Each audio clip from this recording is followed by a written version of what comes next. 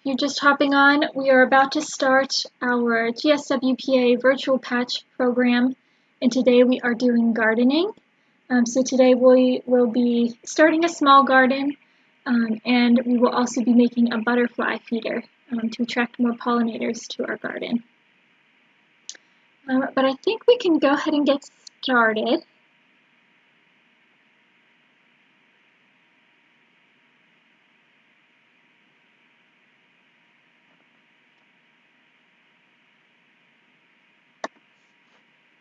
Hello everyone, welcome.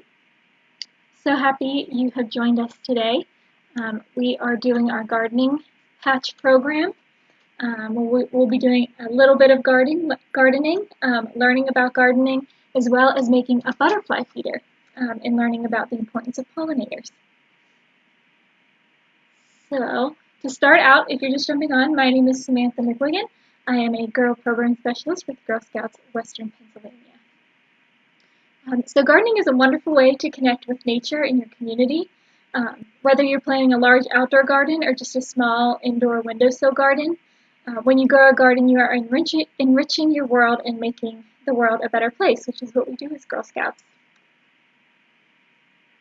A fun fact that you might not have known is that Girl Scouts have been gardening throughout history. The Girl Scout founder, Juliette Gordon Low, valued the outdoors and loved playing in her garden as a child. Girl Scouts have earned gardening badges since 1918 and have assisted their community when needed. During World War I, Girl Scouts grew victory gardens to help provide food for those less fortunate. During World War II, Girl Scouts once again stepped in to help the war effort on the home front by again planting gardens to help provide food. So a fun gardening Girl Scout fact. Gardening connects us to nature and allows us to follow the Girl Scout promise and law to use resources wisely. Gardening not only adds beauty, but can also be helpful to wildlife, which we'll go over a little bit today. Also, there is so much to learn when it comes to gardening. Some of you might already know that there is a gardening badge for juniors. So actually on June 29th, we're going to be doing a virtual gardening badge workshop. So you can visit our website, and we have that posted if you are a junior and are interested in earning that badge with us virtually. But we'll also be posting some resources in the comments. And if you have been doing our virtual patch programs for us for a while, we've also done a fairy gardening patch. So you can still view that one. You can view it on our Facebook page under videos, and you can also view it on our YouTube channel.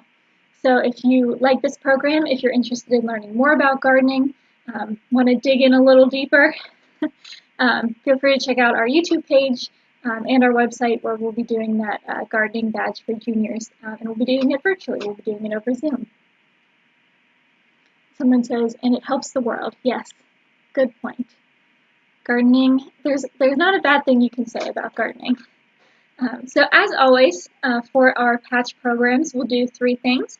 We'll discover, we'll connect, and we'll take action. So we're going to learn how specific plants can be beneficial to our environment. That will be our discover. We're going to learn a little bit about native plant species. We're going to learn a little bit about pollinators and how we can do our job when we're planting gardens to benefit our local environment. So we'll be talking a lot about PA native plants because a lot of our viewers are from Pennsylvania. But there's so many resources out there if you're not from this area. If you're from Ohio, Virginia, it'll probably be pretty similar. But if you're from more southern states or western states, you might have a little bit of a difference in your native plant species. But you can check that out pretty much on tons of websites. Again, we'll link some resources in the comments, and you can see what type of plants are native to your area. And then we'll do our connect. So we'll start a garden that will help our community. So like I said, any type of garden we start, whether it's a large community garden or just a windowsill garden, I think that's going to bring a smile to everyone's faces and can really benefit your environment. And then our take action will just be to share the gardening knowledge that we've learned today. So I think we put in the supplies to bring a paper and pens and pencils or markers. If you don't have that, that's okay. Feel free to take notes too. So if you want, while I'm going over some facts about pollinators and gardening, feel free to take some notes, make a little pamphlet. So you can just take, I just have 2 plain pieces of paper here that I've put together, and then you can just fold it. And if you want, you could staple it on the folded side. And feel free to write down some interesting facts, draw some pictures, something that you can give to someone else to share your knowledge about what you've learned about gardening. If you want, you can also do that digitally.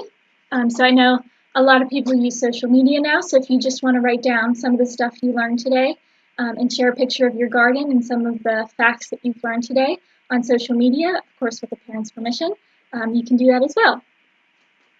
So if you don't have paper, pencils, crayons, that's okay. You can always share via social media, with your friends and family, anything like that. Okay, and that will be your take action part. So we're going to start with our discover, which is just to learn a little bit more about gardens. So feel free to draw pictures, write stuff down, whatever will help you soak it in and share that knowledge with others. So gardens are an important part of your environment. You can create the booklet, as I said, with information that you can reference and share with others. Or again, you can write down some information. You could create a slideshow. You could share pictures and information on social media. All you need to do that is just some paper and pencil. Write down some things that you learned, and then fold your paper to make a little pamphlet. And you can do that in any way you like. It doesn't have to be this shape. If you want to cut it a little smaller or fold it differently, maybe you want to make a smaller pamphlet like this size, you can do that as well. Okay, so the first plants we're going to talk about are native plants. So I'm going to switch my screen. There we go. So a native plant is one that occurs naturally in a particular region, ecosystem, or habitat. So plants that are native to Pennsylvania or to North America were here originally, and they grow here because that's where they started. Nobody moved them or brought them into North America. They were just here to begin with. And the use of native plant species offers many advantages to using non-native species. So native plants are adapted for the local climate and conditions. So if you have a plant that is used to being in Pennsylvania, they'll be a lot easier to grow because they know how to grow here. They weren't moved from some other place that they're not familiar with. They're also good for bird food. Native plants provide seeds, insects, and caterpillars for birds to eat. They're also good for pollinators. So pollinator is a bug or animal that helps to pollinate the plants, so bees, butterflies. Some other ones are moths, beetles, and hummingbirds. And a native plant will attract those pollinators that are also native to the area. They are also low maintenance because they know how to live in this climate. Native plant species require less maintenance, such as water and soil amendments. So you don't really have to change the amount of water they're getting or the kind of soil they're in because they're already used to being in that soil and getting however much water your area usually gets. Once the plants are established, they will require little else. And it also helps to maintain native biodiversity. So it helps the biodiversity of plants that are already here. It doesn't try to put in plants that don't usually grow here and sort of edge them out. It lets those plants that are native to really grow and flourish. So most flowering plants depend on bees, butterflies, and other animals for pollination. So I will show you our pollinator slide. So when you're planning your garden, you want to think like a pollinator. So what does that mean? Pollination is the process of moving pollen from one flower to another of the same species, which produces seeds. So bees, butterflies, they help to pollinate flowers. Pollinators are vital to maintaining healthy ecosystems. The more diverse plants are, the better they can adapt to changes in the environment. Bees, butterflies, birds, bats, and even flies are pollinators, which is why a lot of people say to protect the bees, because without bees we wouldn't be able to spread the flowers. We wouldn't be able to spread flowers everywhere, they wouldn't be able to grow. And unfortunately, it appears that habitat loss, introduced diseases, pollution, and pesticide poisoning account for much of the pollination declines. We can do our part to support pollinators by creating pollinator-friendly gardens and protecting wildlife habitat. So we are going to do that today. We're going to create a garden, and then we're also going to create a butterfly feeder so it helps attract butterflies to our garden, making it pollinator-friendly. And then you can also do research on which plants are good for pollinators, which I think we just linked in the comment, planting pollinator-friendly gardens. So you can do some research there to see what kinds of plants are good for pollinators in your area, and maybe consider putting those in your garden.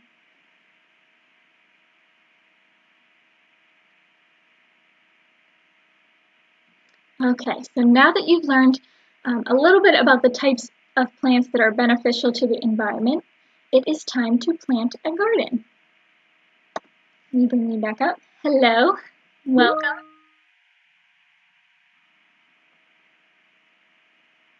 One of the most important ways you can help pollinators is by choosing plants that provide pollen and nectar.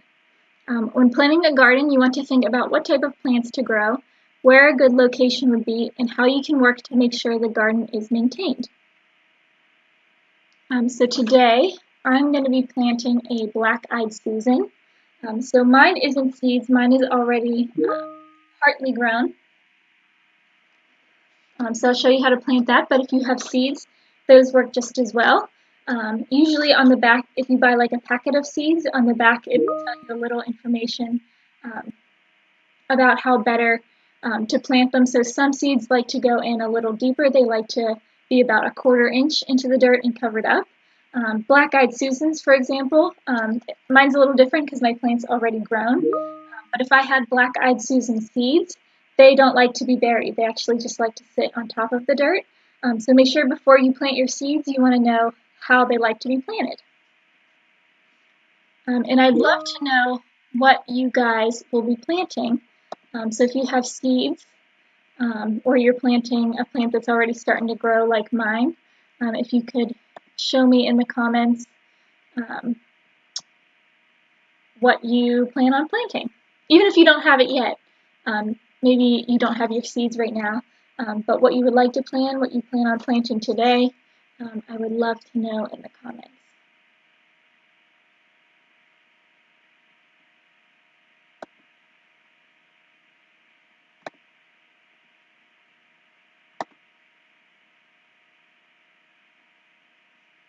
Oh, someone says they're planting onion.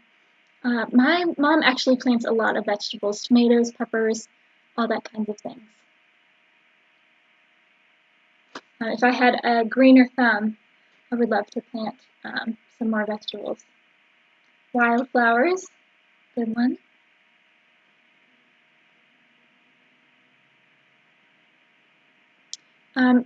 So another resource that I want to share with you to help me pick what grows best in my area, we use something called the plant hardiness zone. So let me show you that slide. So here is a map of Pennsylvania's hardiness zones.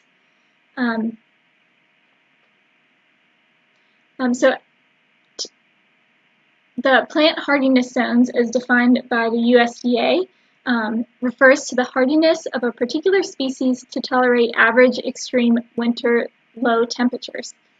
So this map shows what the average low temperatures are for an area. So the lower they are, the lower the hardiness zone is. So you can see up in the right-hand corner, if the average low temperature is -20 to -15. Your hardiness zone is 5A. So you can look up which plants can live in which hardiness zones. But that's another good thing about native plant species, is that if they're native to a certain area, then you don't have to worry too much about the hardiness zone, because they're native to that area. They already know how to grow there. But if you're planting something that maybe isn't native to the area, you want to make sure that it can survive those temperatures or the hardiness. Okay, so let's get back to actually gardening. Hello. Okay, so I have a little pot that I have some soil in. So you guys can see that there. And I have my black-eyed Susan, again a native plant to Pennsylvania, or at least to North America. And I've also looked up a little information about this particular plant, this black-eyed Susan, just so I know how best to care for it. I know because it is native to this area, it will be a little easier to grow. It won't require as much maintenance. But I still want to know what's good for it, how much I should water it, what I should look out for, that kind of thing. So black-eyed Susans, the sun exposure they prefer is full sun or part sun. So they do like light. Some plants prefer not to have so much light, they just like partial light. But light is food for plants. So they all need some light, but this particular plant, the black-eyed Susan, likes full sun or partial sun. The soil that they prefer, and again, I just found this online on some resources. Again, we'll be linking in the comments. But different plants like different varieties of soil, moistness, that kind of thing. So make sure to look that up, research that before you decide what to plant. Okay, so the soil type they like is moist. They like their soil to be a little on the moist side. Some plants prefer it to be a little more dried out. There's also pH levels to soil. This particular plant likes a pH of 6.8 to 7.7. And this is getting into a little bit more detailed planting. And I actually have, I asked for this for Christmas because I love plants. And it tells me I can stick it in the soil and it will tell me the moistness and the pH balance of the soil, because I tend to have trouble keeping plants alive. So this helps me to know, are they in the right soil? Are they getting the right amount of water, too much water, too little water? So I know what to give them, and I'm not either giving them too much water and drowning them, or not giving them enough water and drying them out. There is also bloom time. So this black-eyed Susan blooms in the summer and the fall. So that is coming up soon. Now that we're in the spring, we'll be heading into summer and fall. So now would be a good time to plant them before the blooming season starts. Their color, if you've ever seen a black-eyed Susan, if you live in the area, you probably have, because they're native to Pennsylvania. They're yellow flowers with a black center. Hence the name black-eyed Susan. And their hardiness zone, as we talked about before, is 3 to 9. So they can survive a big difference if they're pretty hardy, because they can go all the way down to 3 and all the way up to 9. So 3 would be pretty cold, 9 would be a pretty warm climate. In our zone in western Pennsylvania, southwestern Pennsylvania, I'll bring that up again. So we're kind of like a dark green. So we're in that 6A. So our extreme temperatures are -10 to -5, which is right in the middle of the hardiness zone for this black-eyed Susan. So they will survive pretty well, because we are about a 6 hardiness, and they can survive between 3 and 9. So pretty much in the middle there. But again, because this is a native plant to this area, that was pretty much expected, that they would do well in this hardiness zone because this is where they grow.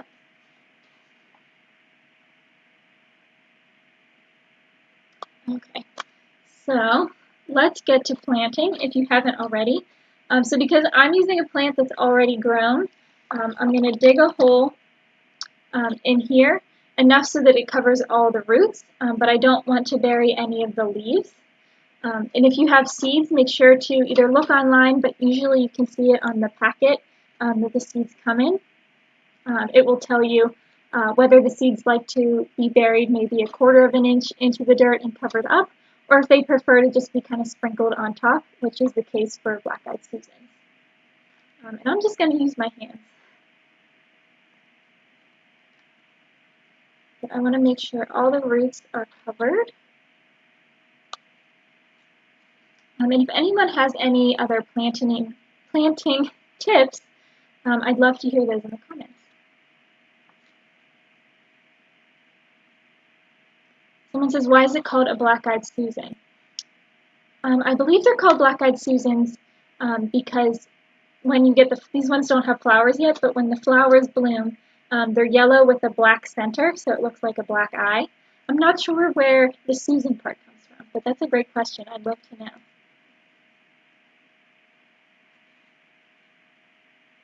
Might need to take some dirt out so I can get this covered up.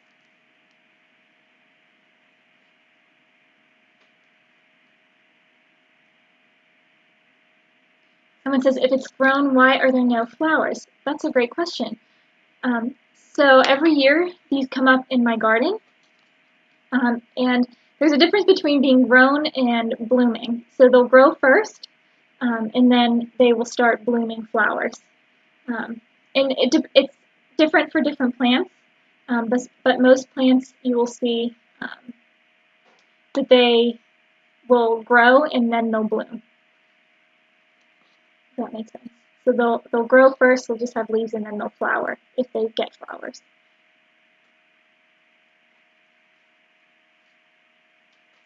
I'm going to trim some of these roots so they're not sticking out of my pot.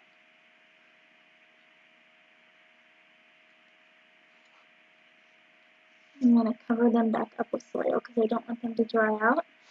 They get their nutrients from the soil.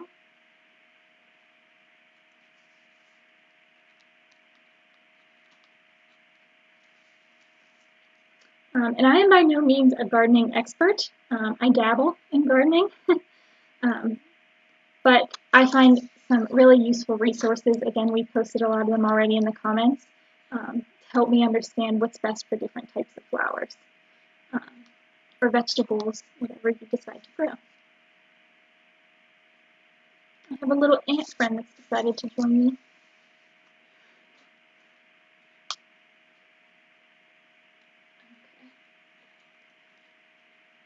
It looks pretty good to me. I have all the roots covered. So they're getting the nutrients from the soil.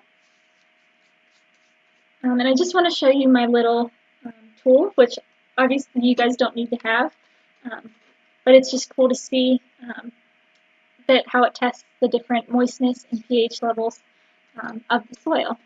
So it does both. It does moist over here and pH over here. So I'm going to test let's go ahead and test the pH first. The pH is down at the bottom, and you can see right now it's on 0.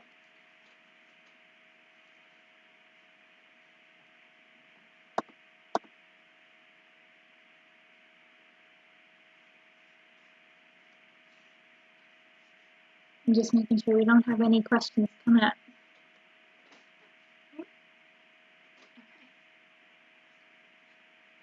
I'm going to put this in here, down into the soil. If you guys can see that. Probably can't see it from that far away, but it looks like my pH is about 7. It started on 8, so 8 is where the arrow starts, and it went back a little bit towards 7. And let me check my notes, because I believe they like, yes, so they like a pH of 6.8 to 7.7. So it looks like this soil is falling right in the middle of that at about 7. So that is good to know that my soil is good pH-wise. So next I'm going to test the moistness. I'm just going to flip my switch over to the moistness. And you can see it starts on 0 over here. Put it in my soil.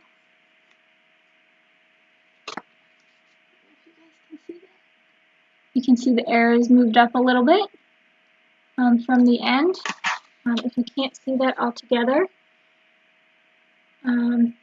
it is,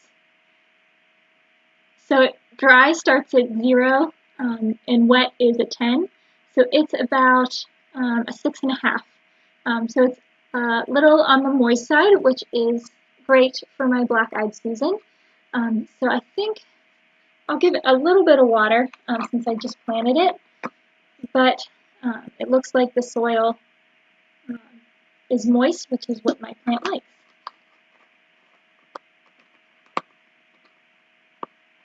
Someone says, add some seasoned chicken, cow, or horse manure. It will grow like crazy.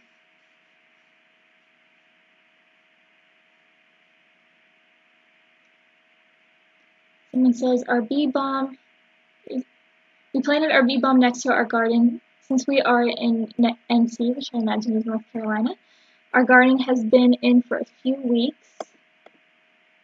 Hoping this will attract some bees to the garden and help with how much we are able to harvest. That is so interesting. Thank you for sharing. I'm going to read some of these comments and see what everyone else. What is this pH and moisture tool called? That's a great question. I'm not sure.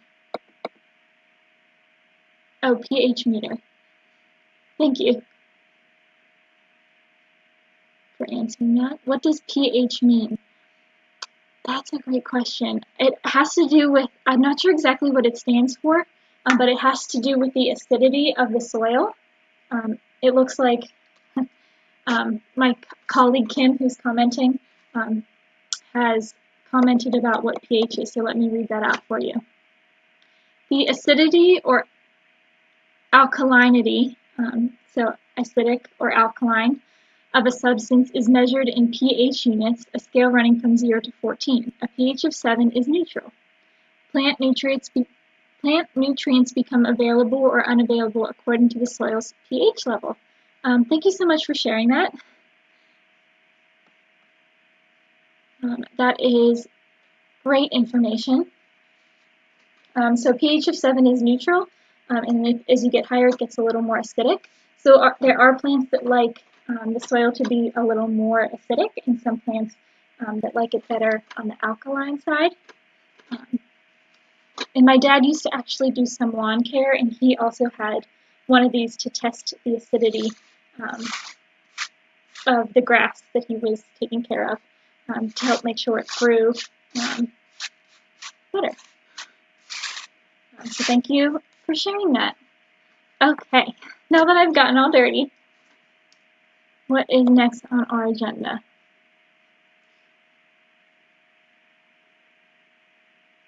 Okay, some more information about proper pH. Proper soil fertility is the foundation for plant health, so it all starts in the soil.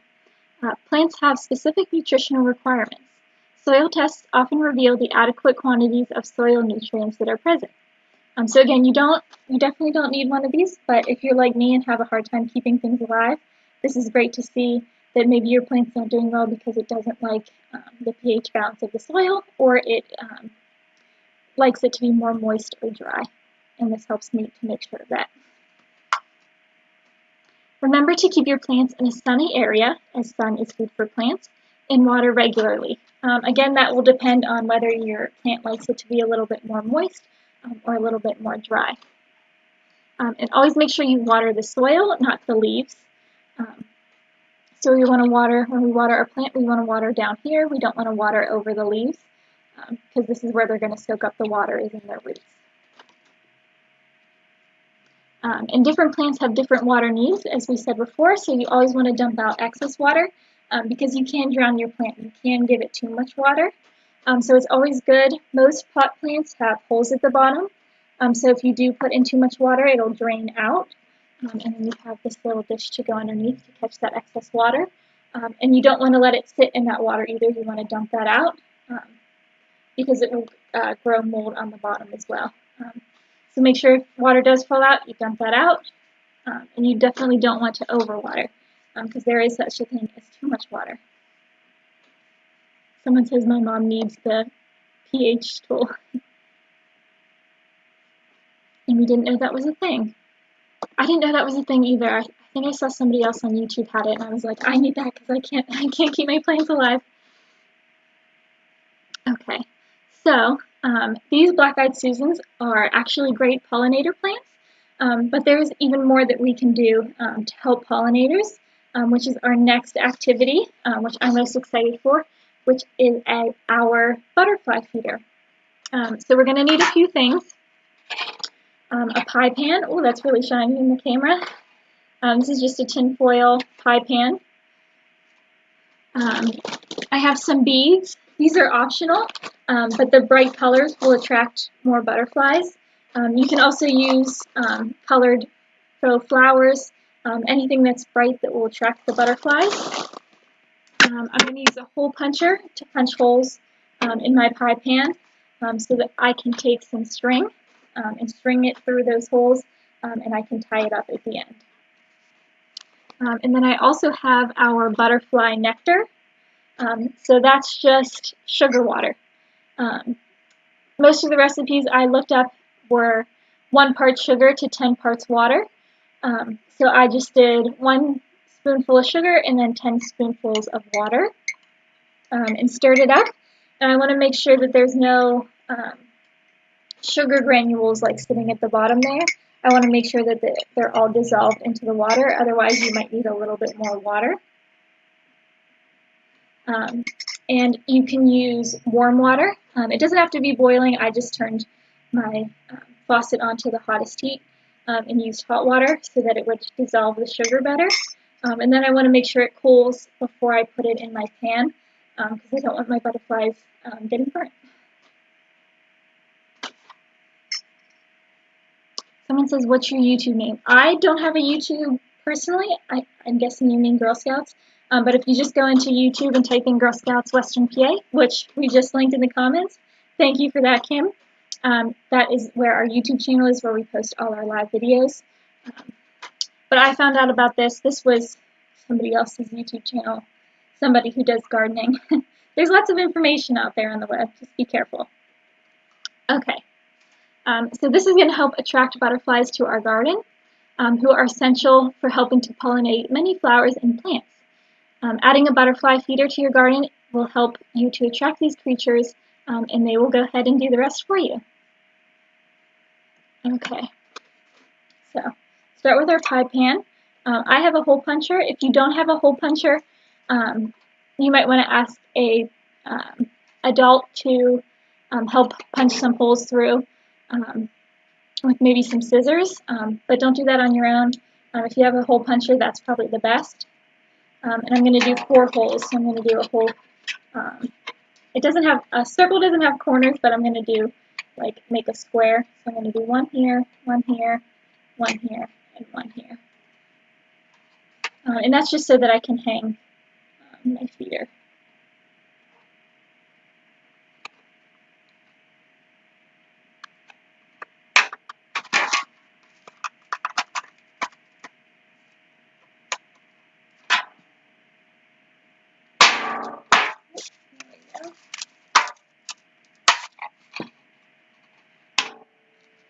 I got 2 holes. I need 2 more.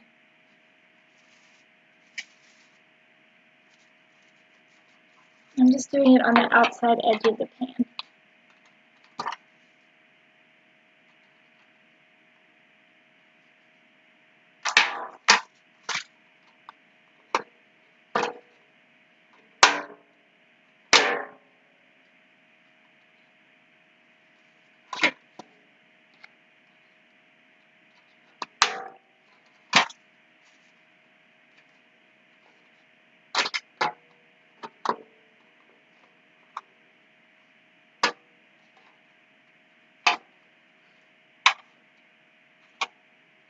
Someone says they made butterfly feeders at their cookie rally. That is awesome. I'd love to see pictures of those too. This hole got a little cut off, so I'm going to do one more.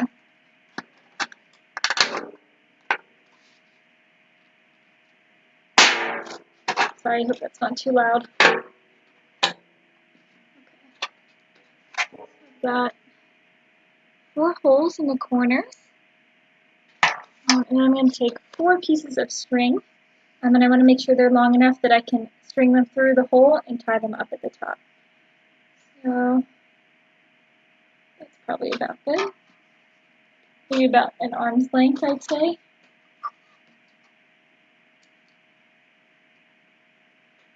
And I'm going to need 4 of those. And they don't have to be exactly the same size. Just going to need 4. Doesn't have to be perfect. 2.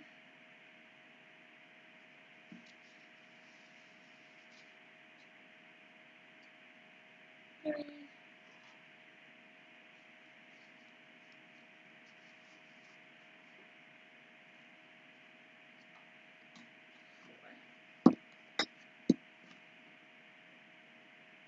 So I will show you, let me actually show you a picture of what it will look like at the end, so you have a little idea of what we're doing. So it's going to look like that. We're going to tie 4 strings through each of the holes. We're going to thread some beads on them, and then we'll tie them all together up at the top. And yes, thank you for mentioning in the comments. If you need more time, you can pause this video and press play again whenever you're ready. Okay. I'm going to take my first string. I'm going to loop it through. Put it down so you guys can see. There we go. I'm going to loop it through the hole. Tie a knot. Just like that. I think I'll do a couple knots just to make sure it's nice and tight.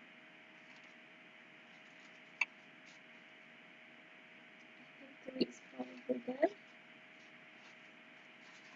And then I'm just going to take a couple of beads and put them on the string so the bright colors will attract the butterflies. But if you have other things that you can string on here, maybe some faux flowers, some brightly colored flowers.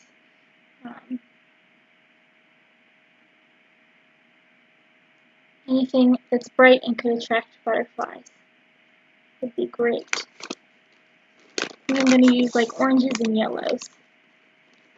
If I were a butterfly, that's what I would imagine. The colors I would be attracted to.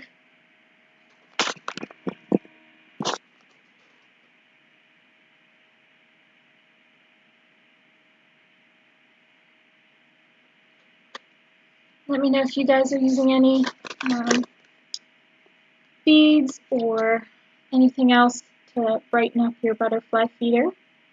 I'd love to know what you guys are using if you have any suggestions.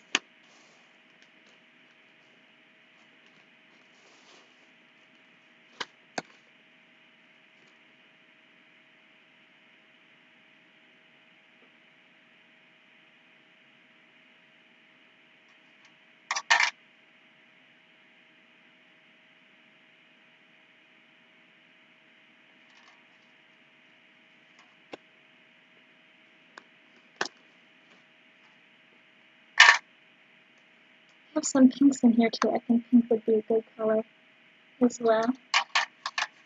Anything that's bright and makes you think of flowers, which for me is pinks and oranges and yellows.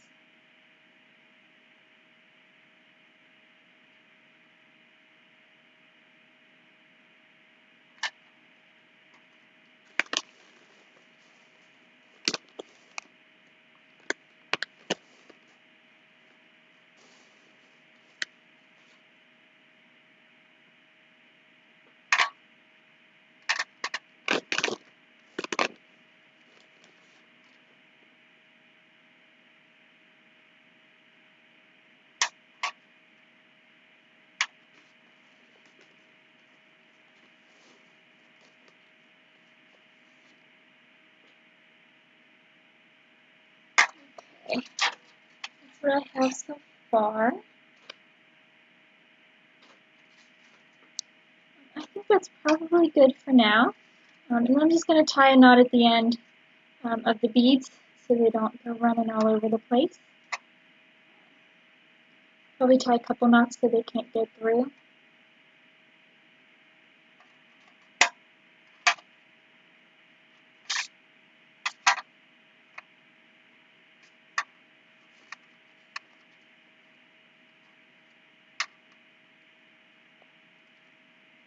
Just like you would if you're making a bracelet.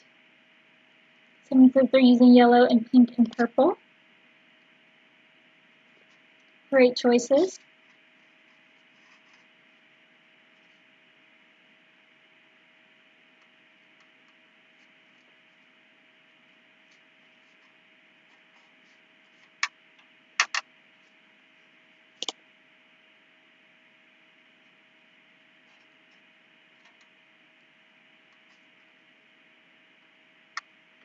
I think that should be pretty good. It doesn't have to be perfect, I just want to make sure they don't fall off while I'm working on the other ones. Okay, so I'm going to take another piece of string, and I'm going to loop it through my next hole. Like this, just like you would thread a needle. Someone says this is their first time making a butterfly feeder. You know, it's actually my first time too. It is super fun and super relaxing. Okay, so I'm going to tie a couple knots again, just to make sure it's nice and tight.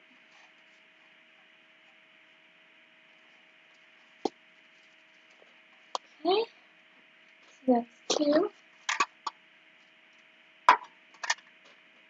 Put my next string.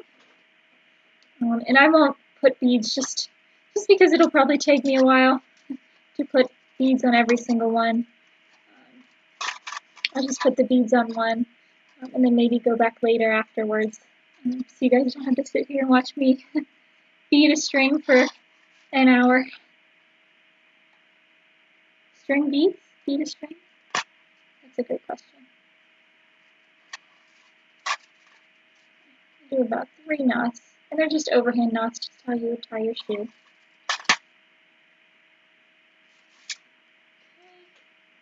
And then one more.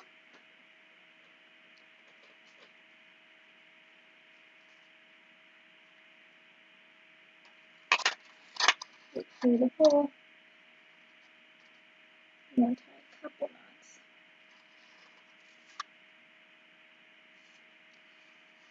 And if you're already finished, I'd love to know what you guys took away from today, what you've learned, what you're going to share with your friends and family to help them build their own gardens. If you want to type in the comments a fun fact you learned today.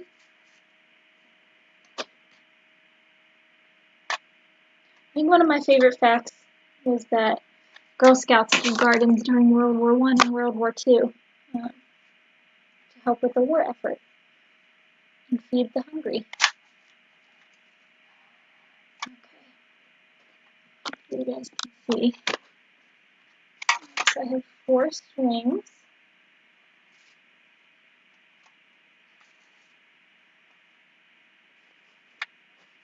One has my colorful beads on it.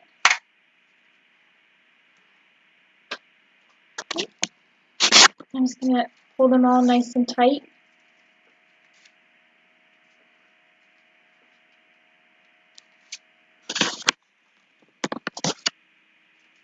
Okay. And I'm going to tie them all together in a knot at the top.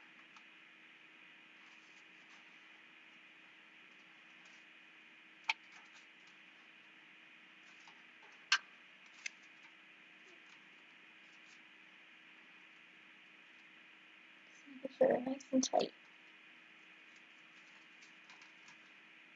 And then just tying a knot with all of them together. Just like that. And I lift it. There we go. I think I'll cut off that excess string that's sticking off.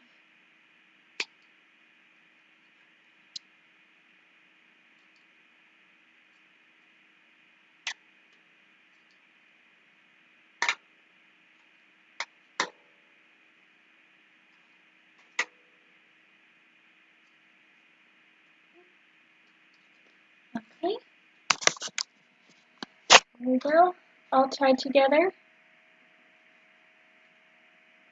Looks something like that. And then I'm going to take my nectar or my sugar water. I'm going to pour a little bit in my pan, but I don't want to overflow it. I think 10 spoonfuls of water was just about right.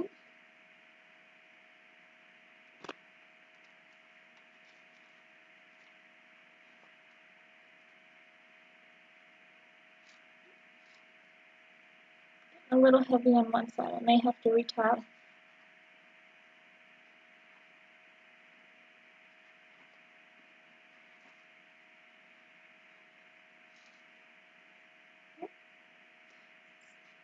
Send it a little bit to the side, so I may have to rebalance it and tie this again.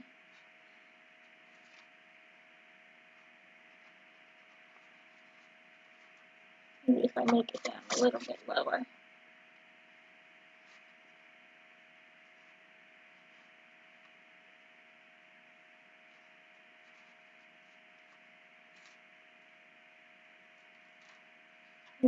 Now it looks like we're going to the other side. I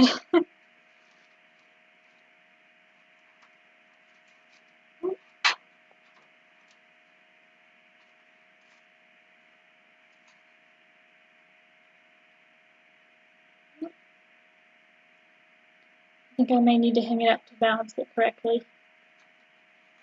But that's our butterfly feeder. And you can also, I think I put in the materials, if you have a sponge, you can put a sponge in the middle and soak the sponge with nectar, and they'll land on that and get nectar from there as well.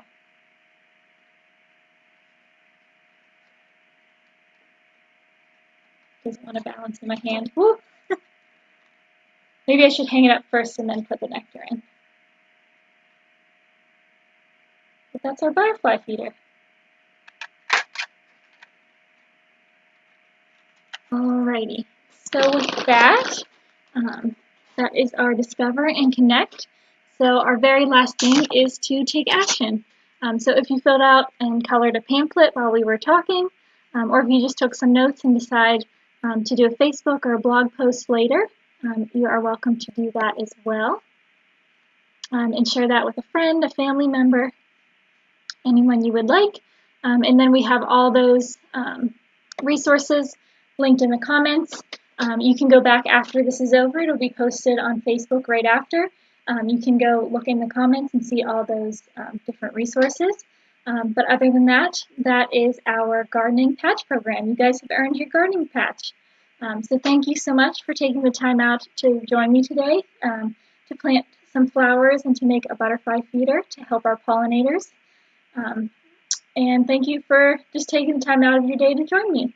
If you guys have any questions, feel free to let us know. You can contact us on Facebook, or you can contact us at GSWPA.org, our customer care line, anything like that if you guys have any questions. Oh, and we linked the patch order form in the comments if you would like to order a patch. But congratulations, thank you guys for joining me, and I will see you next time. Bye guys.